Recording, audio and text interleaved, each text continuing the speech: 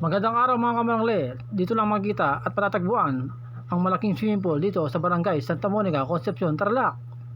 Kaya halina kayo mga kamarangli. At pinapashoutout ko pala si Ate Vilma Pineda at si Kuya Junior Pineda from Cubao. Mag-ingat po kayo dyan lagi. Ayan po, kitang-kita naman ang tubig. Bahang-baha. Okay mga galala. Libre lang po yan. Kahit anong oras pwede kayo mag-swimming dyan, mga kamarangli. Pasok po kayo. Open gate.